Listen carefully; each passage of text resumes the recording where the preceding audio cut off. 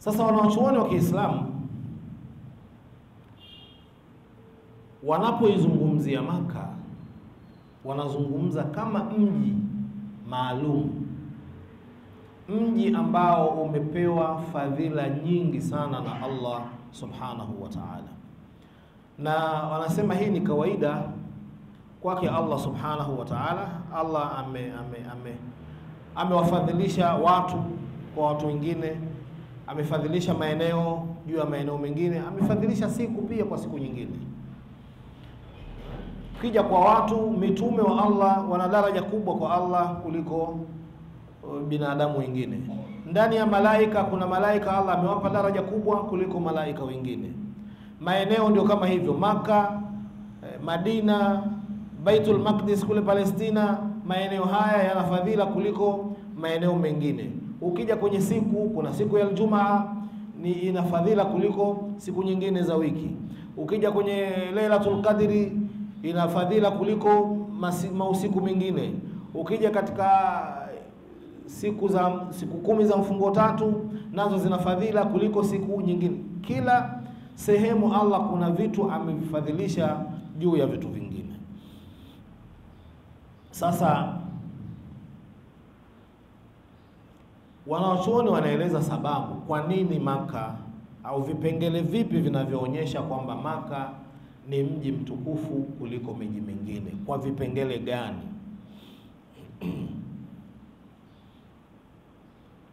Kwanza kabisa wanasema Maka ni mji bora kuliko miji mingine kwa kupatikana Al-Kaaba ndani yake.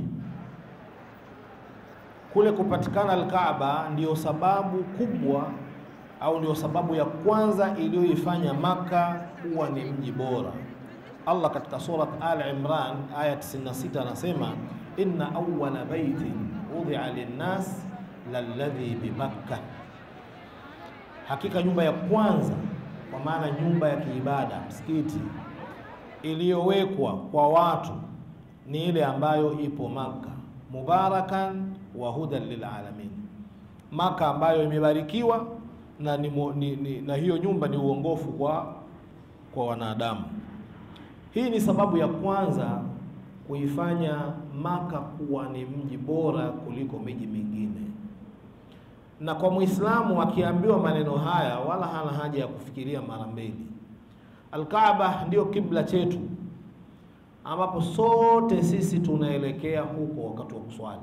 Hii tu inamtosha Muislamu kuona kwamba Al-Kaaba ilipo, kwani Al-Kaaba yenyewe ni bora, na pale ilipo lazima pawe bora kuliko sehemu nyingine. Kwa sababu sasa hivi sisi tunaposwali tunaelekea Al-Kaaba au tunaelekea Maka?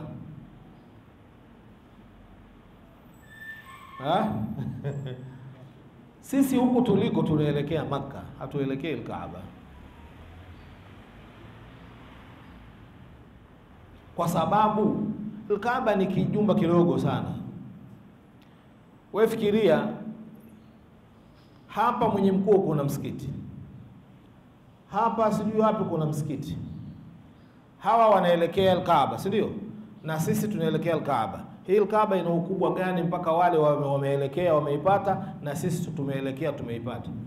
Ukienda hivi Mikumi huku Kisumu kuna msikiti, nao wanaelekea Al-Kaaba. Si inaeleweka? Al-Kaaba ni kinyumba kile mnachokiona kile cha pembe nne. Kama kingekuwa mbele ya msikiti wa Mwenye Mkuu hapa, sisi tunaelekea kwenye hicho kinyumba, msikiti huu wasingepata kuelekea. Lakini sisi tunaelekea uelekeo wa Al-Kaaba, kule iliko Al-Kaaba ambako ni Maka.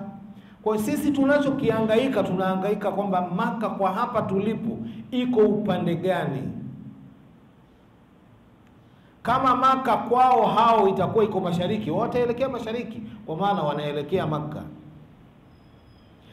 Utukufu huu wa watu kuelekea Maka umesababishwa na nini? Umesababishwa na kuwepo Al-Kaaba.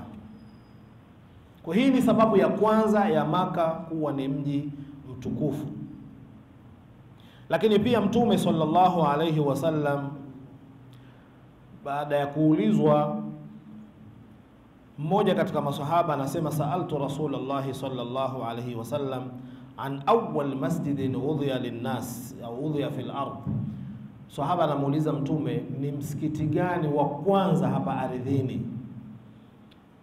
Mtume akasema, almasjidul haram, msikiti mtukufu wa Maka. Kisha sahaba akaendelea, thumma ay, kisha msikiti gani tena? Akasema almasjidul aqsa, kisha masjidul aqsa, msikiti wa Baitul Maqdis.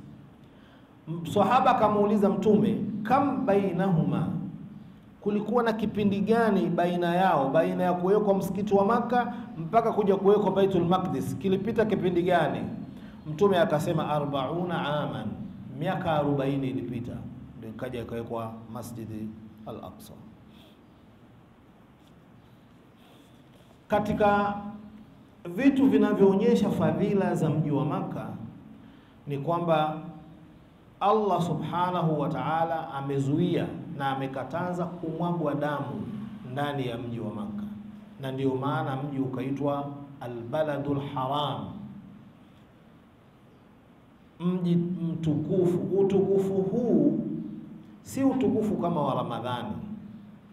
Utukufu huu ni utukufu wa makatazo, kwamba ni haramu watu kumwaga damu ndani ya mji wa Maka.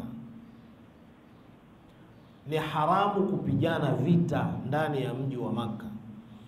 Na hata Mtume sallallahu alaihi wasallam kama inavyosema kwamba alihalalishiwa vita saa moja tu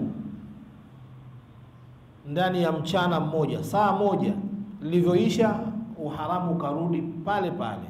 Ni haramu watu Maka kupigana. Wewe angalia watu wanaoingia Maka, idadi ambazo zinatambulika na mamlaka rasmi wanazitaja milioni 2, milioni 3, milioni 2.5, lakini kuna watu wanaingia kwa wizi ambao hata hawajahesabiwa. Mimi kwa kuwepo kwangu Maka, kipindi chote nilichowahi kukaa, sijawahi kusikia watu wamepigana Maka wakati wa hija na vurugu zile za umma wa watu, lakini huwezi kuona watu wanapigana. Si kwamba haiwezekani, kwa sababu wanawachuoni wanasema hii swala la kwamba watu wasipigane ni amri kwetu sisi kwamba tusipigane. Sio kwamba Allah amezuia watu hawawezi kupigana. Watu wanaweza kupigana, na ndio maana wakipigana inakuwa haramu, wanapata dhambi. Kwa hiyo ni amri kwamba watu wasipigane, lakini kutokana na utukufu wa Maka, jinsi ulivyostakiri kwenye nyoyo za watu, hasa za Waislamu, ni ngumu sana kumkuta Muislamu hata kupigana na mwenzake akiwa Maka.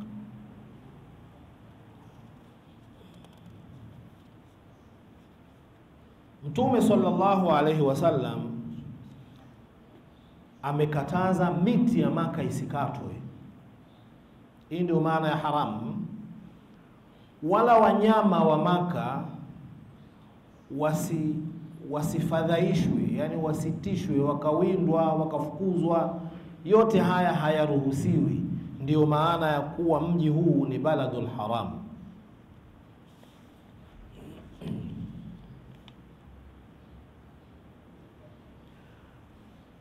Katika vitu vinavyoonyesha fadhila za mji wa Maka ni pale Mtume sallallahu alaihi wasallam alipotaja kwamba swala ndani ya Masjid al-Haram, swala moja fadhila yake inazidi au ni sawa na swala 100,000 katika msikiti mwingine. Yani uweze kuswali swala 100,000 nje ya Masjid al-Haram, ndio utafikia swala moja ya mtu aliyeswali ndani ya Masjid al-Haram. Hii ni fadhila kubwa sana. Hapa kuna kipengele muhimu sana ambacho Waislamu wanatakiwa wakifahamu. Hii fadhila ya swala na huu uharamu wa mji wa Maka. Mji wote wa Maka na ndani ya mipaka yake sababu mji wa Maka una mipaka. Lile eneo kwamba ndio linaingia linaitwa haram, lina mipaka. Kama unakuja kuingia mji wa Maka kwa kutumia mabasi, unafika kabisa sehemu unaona kabisa kuna bango limeandikwa sasa unaingia katika ardhi ya Masjid al-Haram au Balad al-Haram, na inaandikwa kabisa Muislamu asiyekuwa Muislamu haruhusiwi kuvuka hapa, kwa sababu wamekatazwa la yadkhulu al-Masjid al-Haram baada amihim hadha, yani washirikina hawaruhusiwi kuingia tena Masjid al-Haram. Sasa wanachuoni wanapozungumzia huu haramu, huu utukufu, huu ni utukufu wa msikiti tu au ni utukufu wa mji mzima wa Maka ndani ya mipaka yake? Moja kwa moja kwamba utukufu ni wa mji mzima wa Maka ndani ya ile mipaka.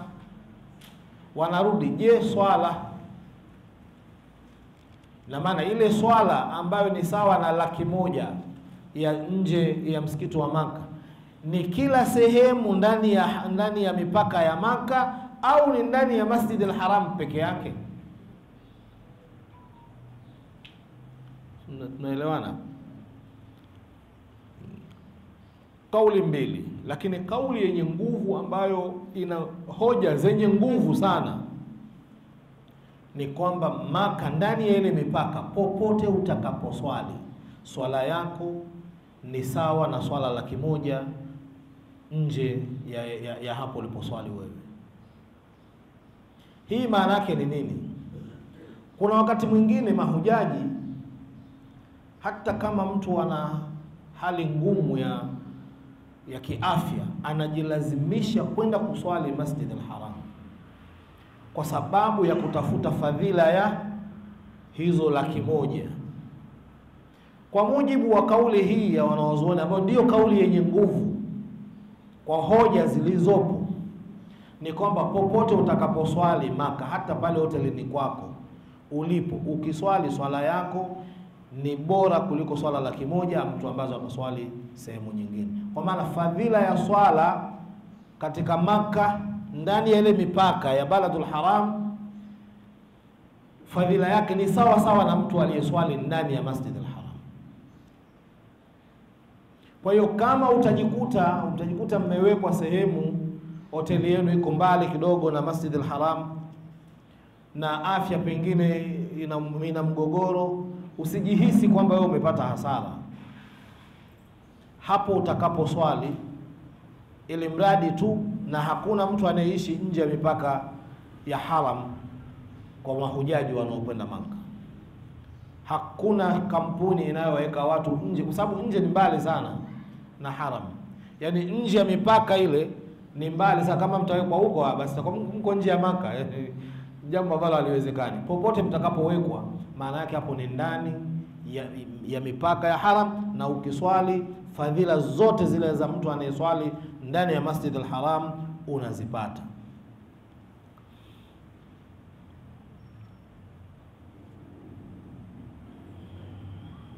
Mtume sallallahu alayhi wasallam wakati analieleza hili la ubora wa swala, huku Qur'ani inatuambia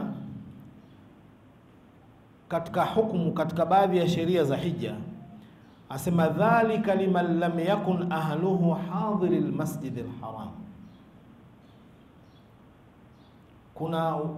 Kuna sheria fulani zinawahusu watu ambao familia zao haziko nje ya Masjidil Haram. Maana yake nini? Kwamba familia zao haziko nje ya Maka. Kwa hiyo Maka Allah ameita Masjidil Haram, Maka yote ameita Masjidil Haram. Kwa hiyo Mtume anaposema swala ndani ya Masjidil Haram, maana yake inaonyesha swala ndani ya mji wa Maka. Lakini pia Mtume sallallahu alaihi wasallam, sote tunajua kisa cha Mi'raj. Mtume alichukuliwa Maka akapelekwa Baitul Maqdis katika Mi'raj. Allah anapozungumzia kisa cha Mi'raj anasema subhanalladhi asra bi'abdihi minal masjidil haram laylan min almasjid alharam ila almasjid alaqsa, kwamba Allah amemchukua mja wake Mtume SAW wakati wa usiku kutoka Masjid al-Haram mpaka Masjid al-Aqsa. Lakini wanawachuoni wote wanakubaliana Mtume hakuchukuliwa ndani ya msikiti, alikuwa nyumbani kwa mama mmoja, sikumbuki, nimesahau jina la Ummu Hani.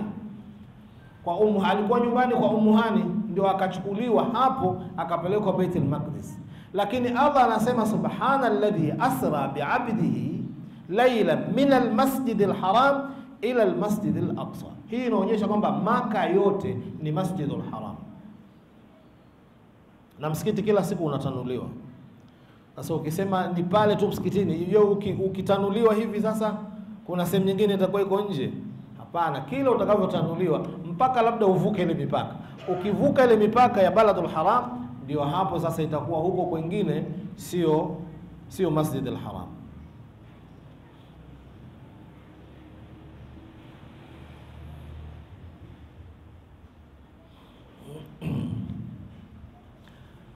Katika vitu vinavyoonyesha Maka kwamba ni mji mtukufu kuliko miji mingine ni pale Allah alipouita mji wa Maka kuwa ni Ummul Qura. Ummul Qura. Ummul Qura ni Kiarabu, Kiswahili chake ni kwamba ni mama wa vijiji vyote. Maana yake ni mama wa miji yote. Hii wazi wazi Allah anaufadhilisha mji wa Maka juu ya miji mingine, litundhira ummal qura wa man haulaha. Mtume anaambiwa ili waonye watu wanaoishi ndani ya Maka na nje ya Maka, wa ma haulaha, na pembeni na pembezoni mwake. Falqura kulluha tab'un laha wa far'un laha, miji mingine yote ni tanzu kwa mji wa Maka na zinaufuata mji wa Maka. Lakini katika vitu vinavyoonyesha kwamba mji wa Maka una fadhila kuliko miji mingine ni kile tulichokitaja kwamba ni kibla cha Waislamu. Na kibla cha Waislamu kwa sababu sasa kuna watu bado hawajakuwa Waislamu, lakini maana yake ndio kibla cha walimwengu wote, kwa sababu watu wote sasa hivi wanatakiwa kuwa Waislamu. Kwa hiyo kila mwanadamu aliyeko hapa duniani kibla chake ni Maka, kwa sababu anatakiwa kuwa Muislamu.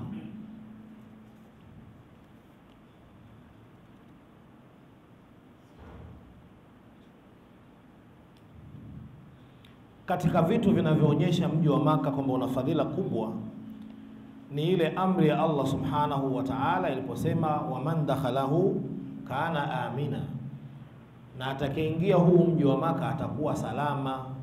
Na hapa wanawachuoni ndipo wanapozungumza kwamba hii ni amri, imekuja kwa njia ya kimaelezo, lakini hii ni amri kwamba mtu anayeingia Maka anatakiwa kuwekwa salama, hatakiwi kutishiwa maisha yake wala mali zake wala heshima yake, anatakiwa kuwa salama.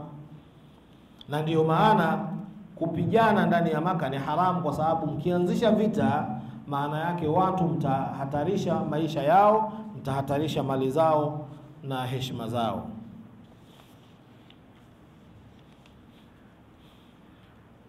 Vitu vilivyotajwa na wanachuoni, ndugu zangu, vinavyoonyesha fadhila mji wa Maka ni vingi sana. Kama tutavifuatilia kimoja kimoja hapa itakuwa mtihani kwa kusema kweli, lakini kuna baadhi ya vichache ambavyo nataka kumalizia navyo. Sote tumesoma fiqh, vitabu vile vidogo vidogo vile, Bab Majaa, Safina.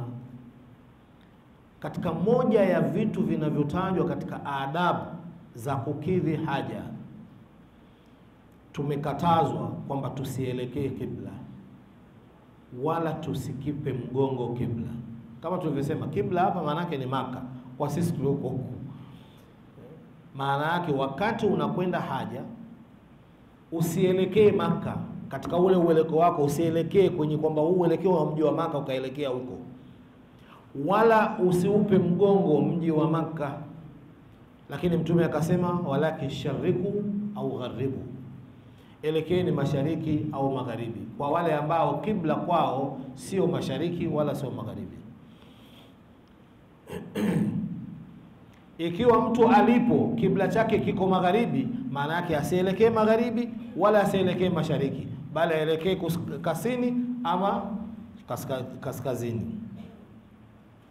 Lakini kwa sisi ambao kibla kwetu ni kaskazini, maana yake tusielekee kaskazini wala tusielekee kusini, kwa sababu ukielekea kaskazini umekipa uso kibla, ukielekea kusini umekipa mgongo kibla.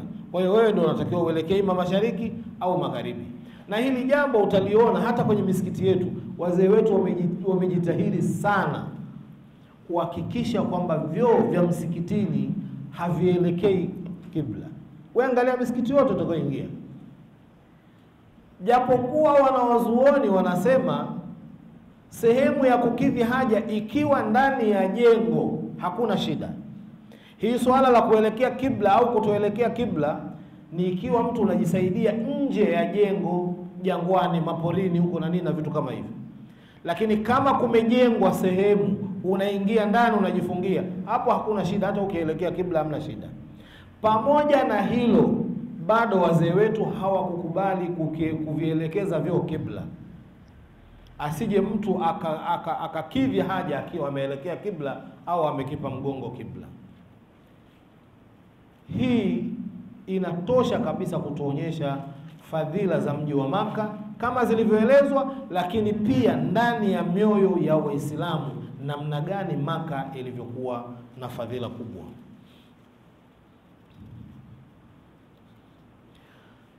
Lakini katika vitu muhimu sana ambavyo Allah Subhanahu wa Ta'ala ameufadhilisha mji wa Maka juu ya miji mingine ni kuzifanya hizi ibada za hija kufanyika ndani ya Maka. Hii peke yake tu inatosha kuufanya mji wa Maka kuwa ni mji bora kuliko miji yote. Ndiyo ibada pekee ambayo Muislamu hawezi kuitekeleza akiwa kwao, labda kwenu iwe Maka. Na hata hapo Maka pia huwezi kufanya sehemu popote ulipo, kuna maeneo maalum ndani ya hiyo Maka. Kwa hiyo tutaswali sisi kwenye miji yetu, tutafunga kwenye miji yetu, tutatoa zaka kwenye miji yetu, lakini tukitaka kuhiji lazima tusafiri twende Maka. Hii tu inaonyesha namna gani mji wa Maka ulivyokuwa na fadhila kwa Waislamu. Mtume sallallahu alayhi wasallam, sote tunajua Mtume alizaliwa Maka, akakulia Maka, ujana wake wote Maka, mpaka ameingia kwenye umri wa utu uzima akiwa Maka. Mtume kutoka kwake Maka kama inavyoelezwa ni safari zake mbili tu zile za kibiashara, lakini maisha yake yote yuko Maka. Yakatokea yaliyotokea, Makuraishi hawamtaki tena Mtume Maka kwa sababu tu kawaletea tauhidi. Tauhidi ndio ulikuwa ugomvi, sio swala. Tauhidi ndio ulikuwa ugomvi, kwamba huyu hatufai, lazima aondoke, vinginevyo tumuue. Mtume anaamrishwa na Mola wake, sasa bana hama. Angalia Mtume sallallahu alaihi wasallam wakati anahama anavyozungumza, anazungumza na Maka kama anazungumza na binadamu. Katika maneno ambayo yamepokelewa, Mtume anaiambia Maka,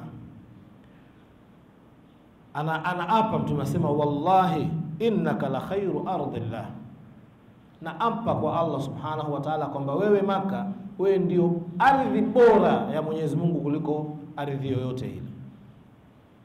Wa ahabbu ardillahi ila Allah, na kwamba wewe Maka ndio ardhi inayopendeza zaidi kwa Allah kuliko ardhi nyingine yoyote. Walaula anni ukhrijtu minki ma kharajtu, na lau mimi nisingekuwa nimetolewa, nimefukuzwa, nisingetoka. Mtume sallallahu alaihi wasallam anasema kwamba lau sikufukuzwa alikuwa hatoki Maka. Haya maneno yanaonyesha namna gani mji wa Maka ulivyokuwa ndani ya moyo wa Mtume sallallahu alaihi wasallam, na hii ni kwa sababu ya fadhila ya mji wa Maka.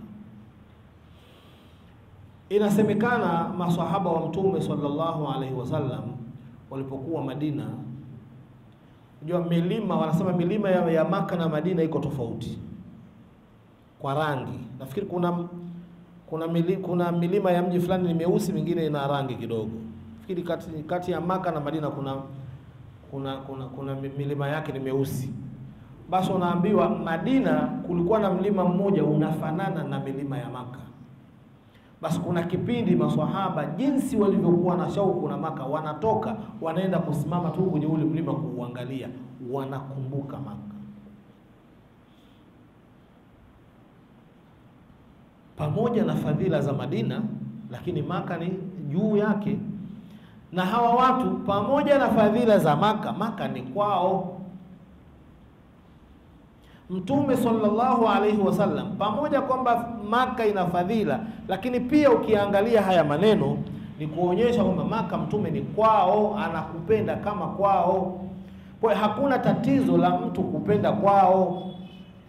Na ndio maana kuna baadhi ya wazee wetu waliwahi kusema maneno kwamba minal imani hubbul watan, sio katika imani kupenda miji yenu. Mtu kupenda kwao ni sehemu katika imani. Haya maneno sahihi, hata kama si lazima yawe maneno ya Mtume sallallahu alaihi wasallam.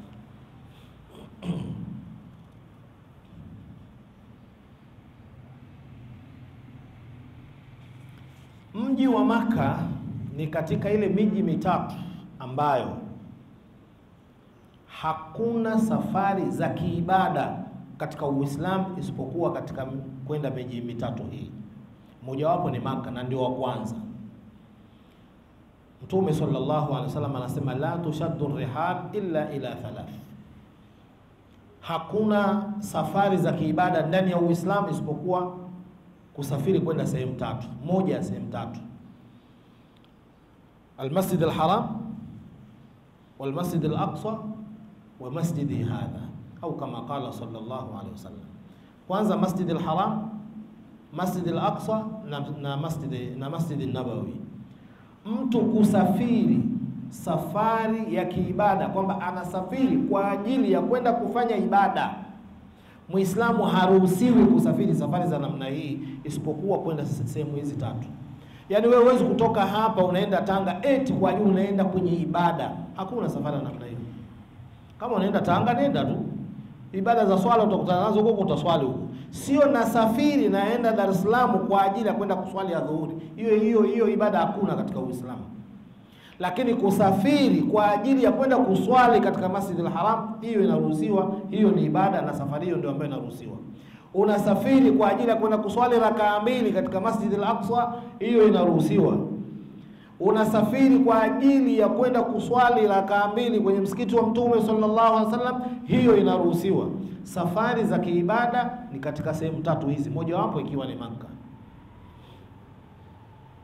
Na wanawachuoni hapa wanatanabaisha kwamba katika kusafiri kwenda katika msikiti wa Mtume sallallahu alaihi wasallam, usisafiri kwa ajili ya kwenda kuzuru kaburi. Kuzuru kaburi utaenda kukutana nao tu kule, utazuru, si ushafika kaburi ya Mtume ipo, kwa nini usizuru? Lakini sio kwamba unasafiri kutoka Tanzania unaenda Madina kwa ajili ya kwenda kuzuru, hapana. Unaenda kama ni kuzuru, unaenda kuzuru Masjid al-Rasul, hiyo sawa sawa. Na kwa sababu kaburi ya Mtume iko ndani ya msikiti, wewe ukifika utaendelea na ziara, na wala hutoambiwa wewe umekuja kwa ziara msikiti, hamna kuzuru kaburi. Hapana, unazuru kaburi unazuru popote. Hata ukitembea ukuta kaburi hapo njiani unaweza ukalizuru. Kwa hiyo ukienda katika Masjid an-Nabii kwa ziara ya Masjid an-Nabii, unaruhusiwa kuzuru kaburi ya Mtume sallallahu alaihi wasallam. Isiwe nia yako unaijenga kuanzia mwanzo kwa ajili ya kwenda kuzuru kaburi. Kama itaingia hiyo nia ndani ya nia yako kwenda kuzuru msikiti, sioni kama kuna shida. Kwamba naenda kuzuru msikiti wa Mtume, lakini pia nitazuru kaburi ya Mtume, hakuna shida.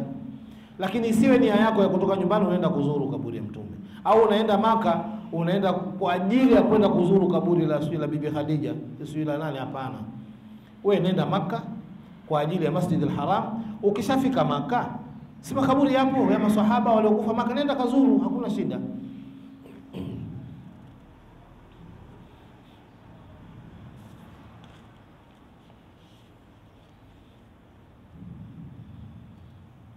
Katika mji wa Maka Moja katika vipengele muhimu sana ambavyo Muislamu anatakiwa kuvikumbuka ni kwamba Muislamu ukikusudia kufanya dhulma ndani ya Maka, Allah anakuadhibu.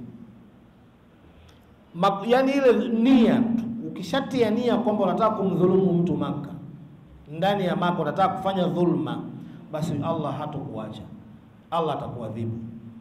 Na hii yote ni kwa kuulinda mji wa Maka, na watu wawe makini sana na vitu kama hivi. Lakini pia katika sheria ya Uislamu kuna sheria ya vitu vinavyookotwa. Ukiokota kitu katika sheria ya Kiislamu, unatakiwa kukitangaza kitu ulichokiokota kwa muda wa mwaka mmoja. Akitokeza mwenyewe ndani hicho kipindi cha kutangaza, umrudishie. Muda wa kutangaza ukiisha, unaruhusiwa kukimiliki hicho kitu kama chako, lakini sio vitu vinavyookotwa Maka.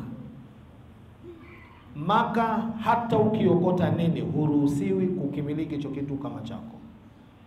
Unatakiwa ukitangaze mpaka mwenyewe apatikane. Hata kama ni miaka 10, miaka 20, kitangaze mpaka mwenyewe apatikane. Kama ukiona kinakuelemea, kikabidhi kwa mamlaka za nchi, basi kitoke, lakini huruhusiwi kukimiliki. Hivi ni vipengele vinavyoonyesha fadhila ya mji wa Maka.